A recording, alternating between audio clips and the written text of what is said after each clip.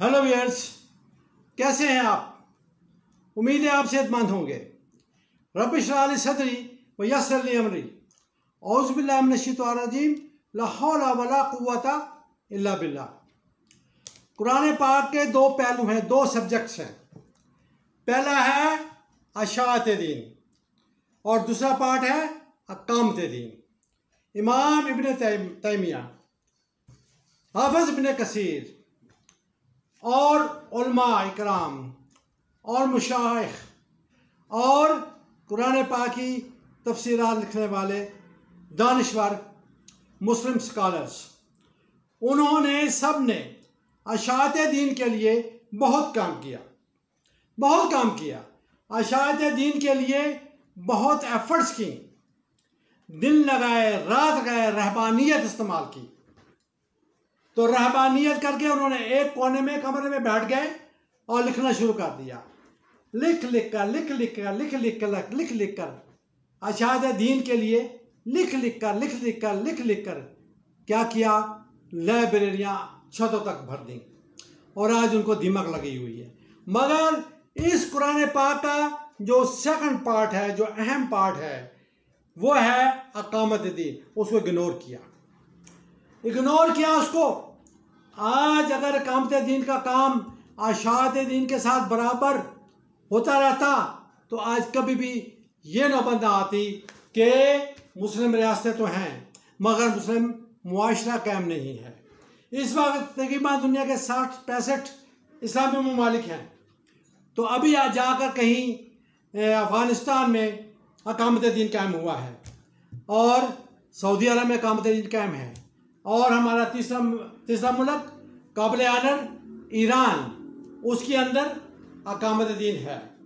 लेकिन बाकी ममालिक के अंदर, इवन पाकिस्तान, अशाअत दीन बहुत ज़्यादा है। रायमेंट तबलीग बहुत ज़्यादा है। अच्छा काम है, ये भी एक पार्ट है, ये भी बड़ा स्ट्रॉन्ग पार्ट है। इसको भी होना चाहिए। ये नहीं कि ये नहीं होना चाहिए, ये होना चाहिए। लेकिन इसके पैरेलल, अमर मारूफ के पैरेलल, जब उस आयत का दूसरा पार्ट नहीं अनिल मुनकर नहीं है तो सारा का सारा मुनकर तो छुपा हुआ है।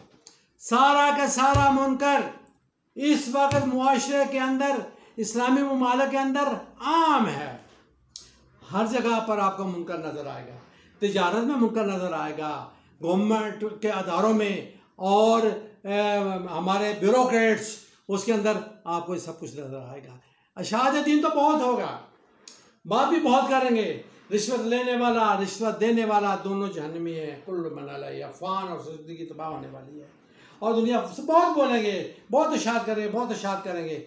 लेकिन अमल मारूफ के साथ जो दूसरा हुक्म है नहीं अनिल मुनकर, उसको इग्नोर किया गया है आज तक।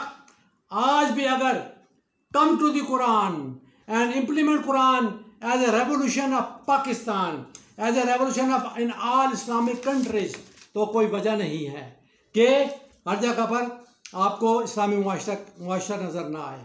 तो उसके लिए बावर कराना चाहता हूँ। रीड इट, पढ़ो। ये क्या अहकामात कुरानी हैं? ये जो मुनकरात हैं इन पर कौन काम करेगा? ये जो मुनकरात हैं इन पर कौन बोलेगा? कौन इस पर अमल दरामद करवाएगा?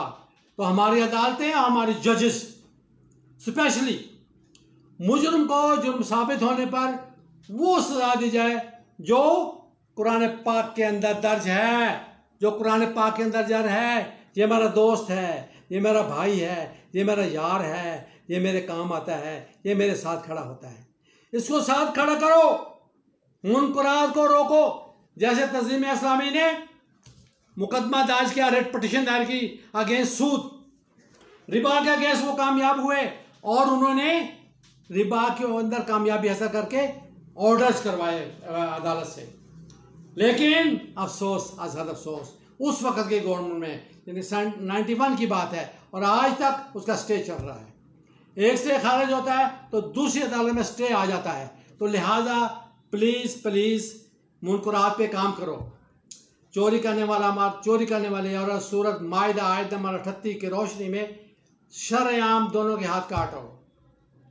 जानी औरत अगर कमारा है तो सूरह नूर आयत नंबर 2 की रोशनी में 100 कोड़े मर्द को 100 कोड़े औरत को सरेआम लगाओ। और इसी तरह जो शख्स किसी पर झूठा इल्ज़ाम लगा दे ज़ना का और साबित ना कर सके, 4 गवाह ना ला सके, तो उसके लिए भी सज़ा दर्ज है। हाँ जी, वो यूँ ना समझे कि मैंने झूठा इल्ज़ाम लगा दिया इस बंदे ज़ना पर, शरीफ आदमी पर, और मैं बच जाऊँगा। तो उसके अंदर सूरह नूर आयत नंबर 4 80 कोड़े लगाने हैं, सरेआम 80 कोड़े।